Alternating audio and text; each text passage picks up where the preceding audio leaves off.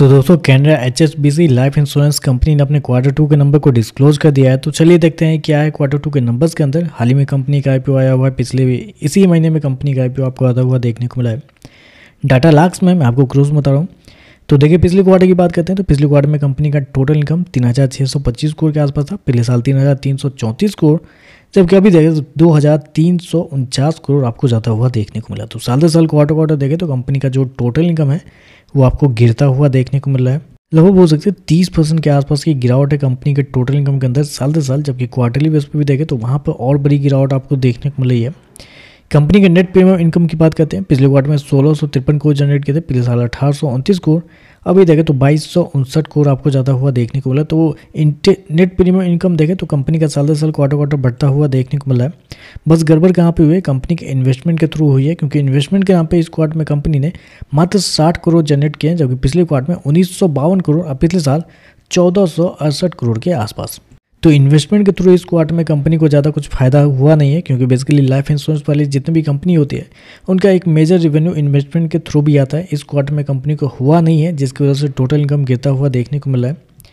खर्चे की बात कर लेते हैं तो देखिए पिछले क्वार्टर में कंपनी के खर्चे 3621 करोड़ के आसपास, पिछले साल 3273 करोड़, अभी देखें तो 2237 करोड़ आपको जाता हुआ देखने को मिला। तो खर्चे देखें तो खर्चे ठीक है, कंट्रोल में ही आपको देखने को मिला है। और बेसिकली कंट्रोल में होने का एक ही रीज़न है, वो है कंपनी के ये जो सेगमेंट है चेंज इन एक्चुअलिटी लाइबिलिटी, यहाँ पे कंपनी के खर्चे आपको बहुत कम आपको देखने को मिले। साल से साल क्वार्टर दोनों साल से साल लगभग 150 करोड़ के आसपास का डिफरेंस है, क्वार्टरली बेस पे 150 करोड़ के आसपास का डिफरेंस।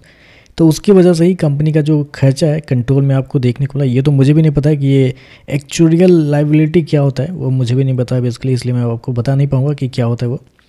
चलिए कंपनी का प्रॉफिट क्या निकलता है वो देख लेते हैं। तो देखिए पिछले क्वार्टर में कंपनी का प्रॉफिट लगभग 23 करोड़ के आसपास था, पिछले साल 36 करोड़ के आसपास, अब अभी देखें तो कंपनी का प्रॉफिट 40 करोड़ के आसपास आपको जाता हुआ देखने को मिला। तो साल से साल जाते हैं तो साल से साल कंपनी के प्रॉफिट के अंदर तेजी आपको देखने को मिला, 11% के आसपास का जंप आपको देखने को मिला है। जबकि क्वार्टरली बेस पे आते हैं तो क्वार्टरली बेस पे कंपनी के प्रॉफिट के अंदर बड़ी तेजी आपको देखने को मिल रही है। तो प्रॉफिट भी अच्छे देखने को मिला है।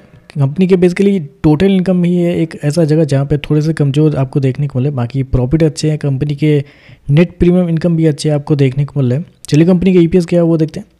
तो देखिए पिछले क्वार्टर की बात करते हैं तो पिछले क्वार्टर में कंपनी का EPS लगभग 25 पैसे का था, पिछले साल 39 पैसे, अभी देखें तो 43 पैसे आपको जाता हुआ देखने को मिला। और NPA की अगर बात कर लेते हैं तो ग्रॉस NPA पिछले साल भी 0.1% था, पिछले क्वार्टर में भी 0.1, अभी भी देखें तो 0.1 आपको देखने को मिला है। तो ओवरऑल देखें तो नंबर अच्छे देखने को मिले। बस वही मुझे नहीं पता है कि वो जो एक्सपेंस जो कंपनी ने यहाँ पे कंट्रोल किया है, जो कि ये लाइबिलिटी वाला जो एक्सपेंस कंपनी ने यहाँ पे कंट्रोल किया है, वो मार्केट उस पर कैसे क्या करेगा, उसका क्या मतलब होता है वो भी मुझे नहीं पता है।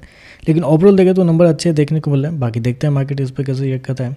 इस वीडियो को इतना ही, वीडियो पसंद आए तो लाइक कीजिएगा, साथ में साथ चैनल को सब्सक्राइब जो कीजिएगा। धन्यवाद।